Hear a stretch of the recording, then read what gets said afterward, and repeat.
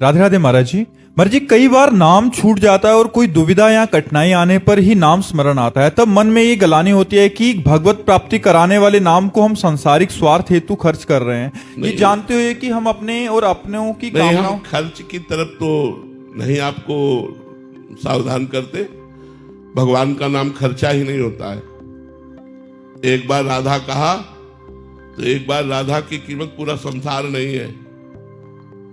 एक राधा नाम की कीमत पूरा संसार नहीं। एक प्रसंग आता है, दो भाई थे, एक का नाम था कर्मचंद्र, एक का नाम धर्मचंद। जो धर्मचंद थे वो बड़े थे, कर्मचंद छोटे थे। नाम महिमा में आता है। धर्मचंद बचपन से भगवान का नाम जप करते थे, अच्छे आचरण करते थे और उन्हें संत जन प्राण प्यारे लगते थे। अगर कहीं भी संत दिखाई दे तो उनके चरण छू के मना के अपने घर लाना, उनका चरणामृत उतारना, आरती करना, उनको भोजन पवाना। और जो कर्मचंद छोटा भाई था, उसका स्वभाव संतों को देखते ही गालियां देने लगना। संतों से बड़ी जलन थी और वो शराब पीता, गंदे आचरण करता, बिल्कुल विपरीत। बड़े भाई को बड़ा दुख होता कि एक ही मां के गर्भ से उत्पन्न हुए और ये हमारा छोटा भाई इतने दुष्ट स्वभाव का, इतना पापाचरण करता है, क्या इसका कभी कल्याण होगा? मन में सोचती। तो एक दिन अयोध्या से मंडली गुजर रही थी, तो धर्मचंद का स्वभाव था साष्टांग दंडवत की। पूरी मंडली को निमंत्रण किया घर में। घर में सब संत भोजन पा ही रहे थे कि ऊपर का कमरा उसका था। वो निकला वहीं से और संतों को गालियां देते हुए, अशुद्ध शब्द कहते हुए। संतों ने धर्मचंद की तरफ देखा, उन्होंने हाथ जोड़ा, महाराज ये मेरा छोटा भाई है, ये शराब पीता है, मांस खाता है, व्यभिचार करता है, बहुत पापी है। महाराज आप नाराज मत हुए, इसको चले जाने। वो ऊपर निकल गए। जब सब संत प्रसाद पा चुके तो उन्होंने कहा, क्या मेरे भाई का कल्याण हो सकता है? जो इस तरह का गंदा आचरण करता है, क्या कल्याण हो सकता है? आप सब संतों से विनय है, अगर कोई रास्ता हो तो हमें बताओ। तो जो महंत जी थे उन्होंने कहा, कल्याण हो सकता है, मैं कल्याण करूंगा इसका। सब संतों से कहा, तुम शंखनाद करते हुए घर के बाहर जाओ। तो शंखनाद करते हुए घर के बाहर जाने का इशारा हुआ कि उसने अपने ऊपर वाले कमरे से समझा कि सब संत चले गए। अब वो महंत जी जाके दरवाजा खटखटाए तो उसने समझा भाई है, तुरंत दरवाजा खोल। जे ही खोला तो तगड़े तंदुरुस्त थे, उठाया और पटक दिया उसको और उसकी छाती में चढ़ के बोले, राम बोल राम। अब वो शराबी आदमी घबरा गया कि अभी इतना तगड़ा महात्मा अगर बैठा रहा तो श्वास रुक जाएगी। तो उसने कहा राम राम, बस हट गए संत। बोले जा, ये तेरा कल्याण करेगा और मेरे प्रताप से तुझे ये स्मृति रहेगी कि तू कभी इस नाम को बेचना मत, इसकी कीमत मत लेना। थोड़े दिन में उसको कैंसर हुआ और वो मर गया। मर गया तो यमराज के दूत यमपुरी में ले गए। न्यायाधीश यमराज है।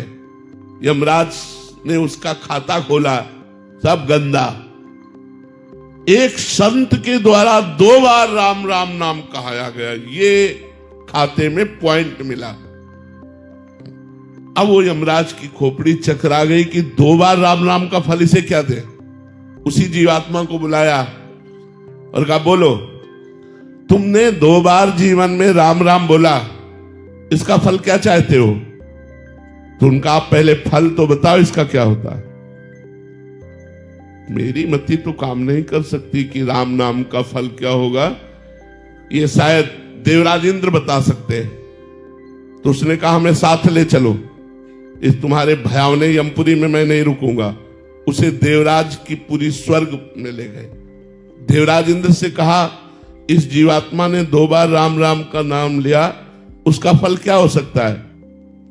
देवराज इंद्र ने कहा, मेरी सामर्थ्य नहीं कि मैं बता सकूं, ये भगवान ब्रह्मा जी बता सकते हैं। तो धर्मराज, जीवात्मा और देवराज इंद्र ब्रह्मलोक पहुंचे। ब्रह्मा जी से पूछा कि इस जीवात्मा ने जीवन भर पाप किया, केवल संत के कहलाने से 2 बार राम राम बोला, इसका क्या फल होगा?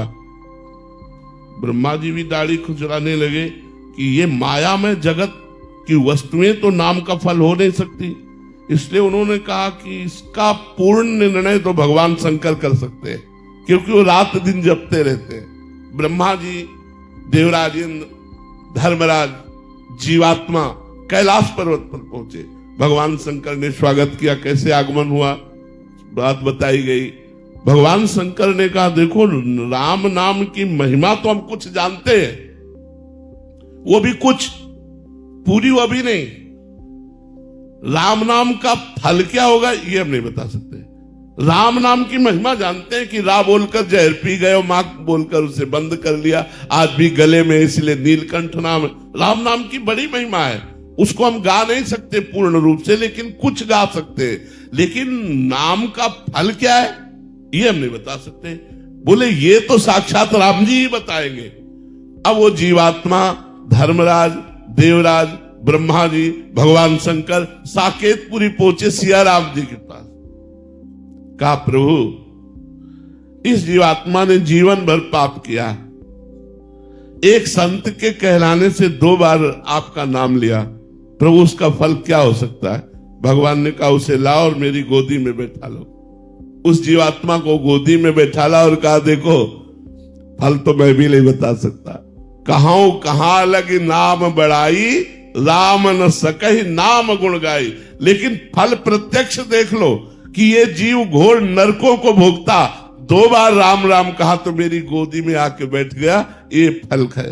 भगवान के नाम का फल ये संसार नहीं हो सकता। तो ये बात कि हम नाम जब खर्चा कर रहे तो नाम जब अविनाशी हो, खर्चा होने वाला नहीं। हाँ ये जरूर है कि हम भूल से असरफी को दे करके और नमक खरीद रहे हैं, ये गलती ना करें। अगर हम अपने नाम को बेचे ना तो हमारा नाम सब कुछ प्रदान करवा देगा, विपत्ति हटा देगा, धन ऐश्वर्य प्रदान कर देगा, सुख शांति दे देगा। 2 बार राम राम कहने से नरक से बच गया, और आप सैकड़ों बार राधा राधा जपते, आपको नरक जाना पड़ेगा, सवाल नहीं उठता। इसलिए आप निर्भय रहिए। हाँ, नाम जितना अधिक से अधिक जप पावे और उसे बचा पावे, तो अपने नाम को भगवान की बैंक में जमा करो। नाम को भगवान की बैंक में कैसे जमा किया जाता है? जैसे हम 1 घंटा नाम जप किए, नाम जपने के बाद कृष्णार्पणम मस्तु, वो भगवान के बैंक में गया। अब आपका वो नाम खर्चा होने वाला नहीं है, उसके ब्याज में आपका काम बनेगा, और मूल में नाम तो भगवान के पास जमा है। अगर इस जन्म में भगवत प्राप्ति नहीं हो पाई तो अगले जन्म में निश्चित भगवत प्राप्ति हो जाएगी। इसलिए खूब नाम जप करो, भाव बने ना बने, श्रद्धा बने ना बने, आनंद आवे ना आवे, डट के कमाई करो। जैसे लोभी पुरुष 12-12 घंटा ओवर टाइम काम करता है कि हमें धन मिल जाएगा, ऐसे हम अधिक से अधिक नाम जब छुपा छुपा के करें, जिससे हमारा मंगल हो जाएगा।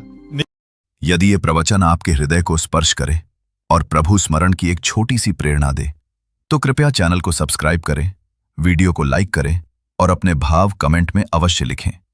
आपका सहयोग इस भक्ति संदेश को अनेक हृदयों तक पहुंचाने में सहायक होगा। राधे।